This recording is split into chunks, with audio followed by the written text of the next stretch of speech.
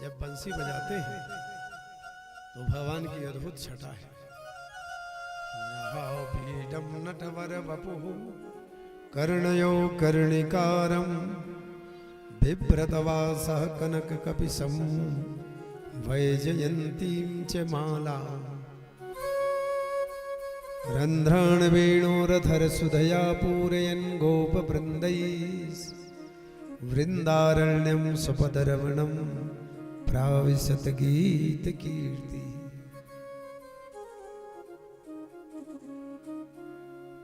जब भगवान बंसी बजाने के लिए तैयार होते हैं,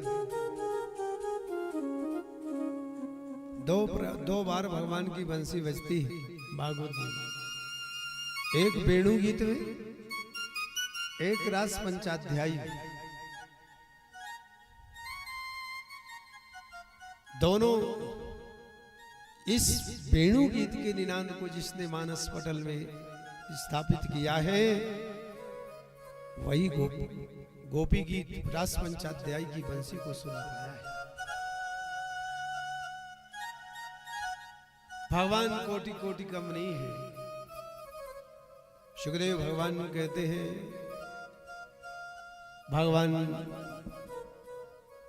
जिसने आज भगवान के इस स्वरूप के दर्शन किए हैं बंसी वारे के, अच्छुण्यताम फलमिदं न परम विदामः सख्या पशु ननु विवेश यतोर्वयस्यै वक्त्रम विरे विरेज तुरलम स पशुपाल गोष्ठ्यम रंगेर यथा नटवरौ क्वच गायमानौ।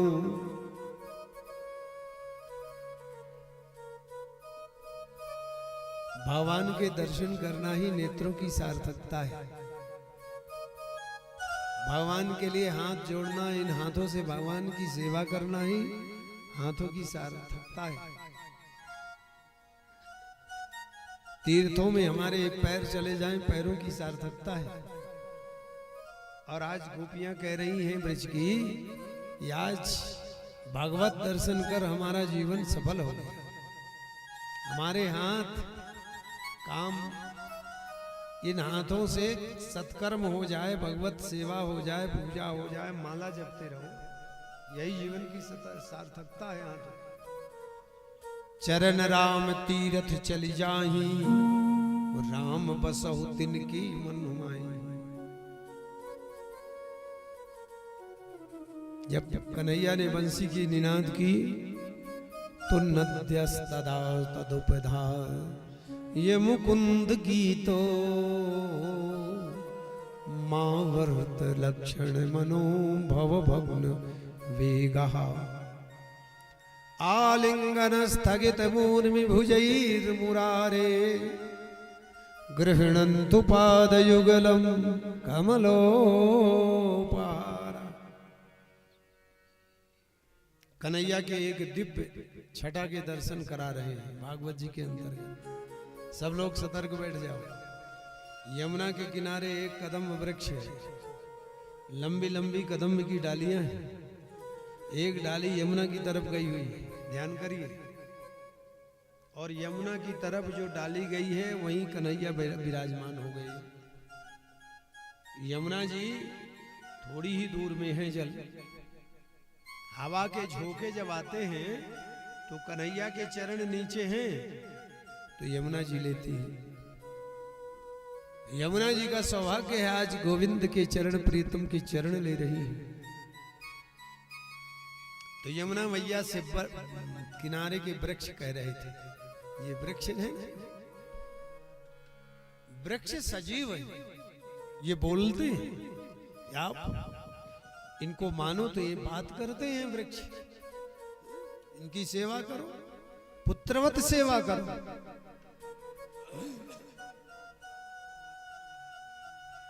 भगवान शंकर कहते हैं रघुवंश में, अयम पुरः पश्यसि देवदारुं पुत्री कृतासौ वृषभध्वजेन यो हेम कुंभस्य तनिस्रजानां स्कंधस्य मातुः पयसां रसक्यः।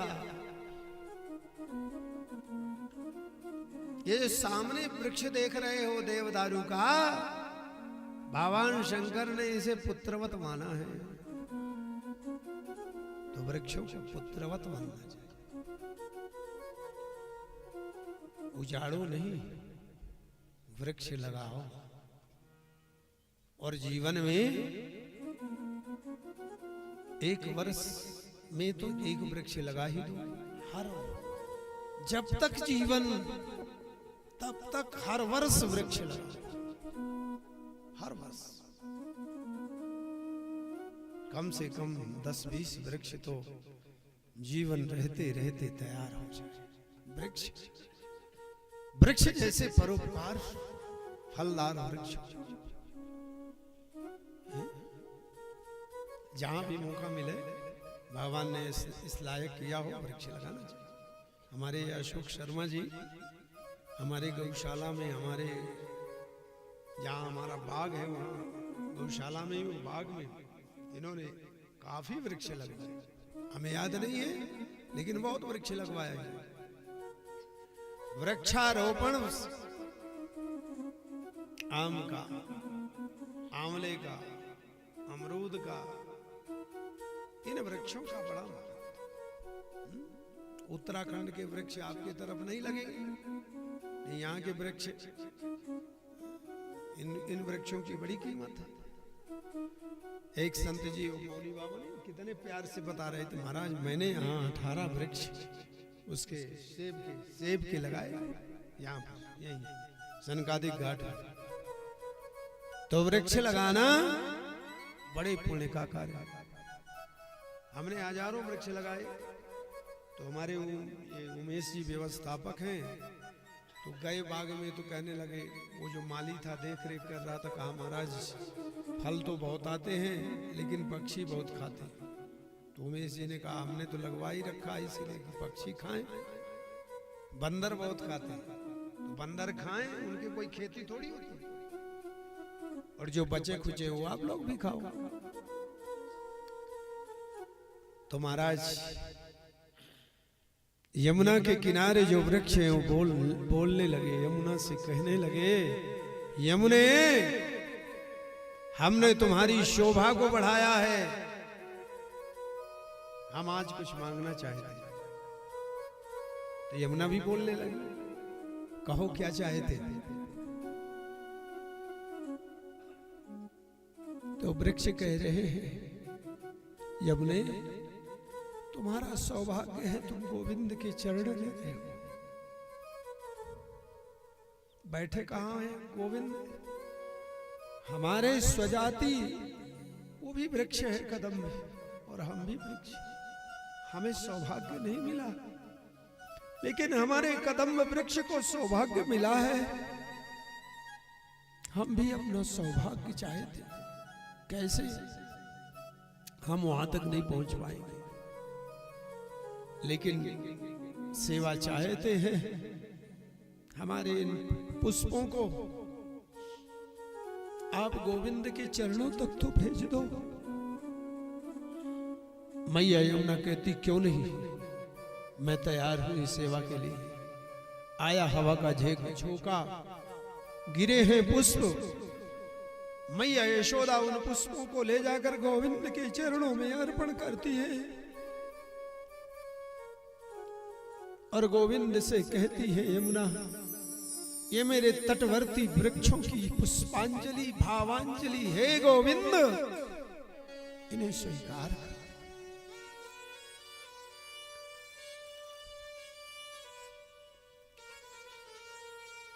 वेणुगीत श्रीमद् भागवत जी के दसम स्कंद के 21वें अध्याय,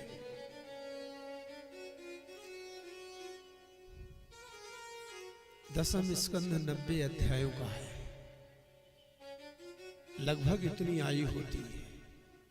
21वां अध्याय अर्थात जीवन का 21वां वर्ष संसार के कुचक्र में ना फंसकर गोविंद के चरणों में फंस जाता है, और मेरे गोविंद की प्रेम से वंशी सुन लेता है, तो उसका आवागमन सुधर जाता है, विकारों से रहित हो जाता है। वंशी हमारे विकारों को नष्ट करती है, और कृष्ण के चरणों में प्रेम देती हैं। प्रीतिम पराम च विदधाम परस्परेण, हमें परस्पर प्रेम सिखाती है। क्यों? मेरे गोविंद की हृदय की ब्रह्मनाद है, गोविंद नाद है बंसी। ऐसी बंसी वेणु गीत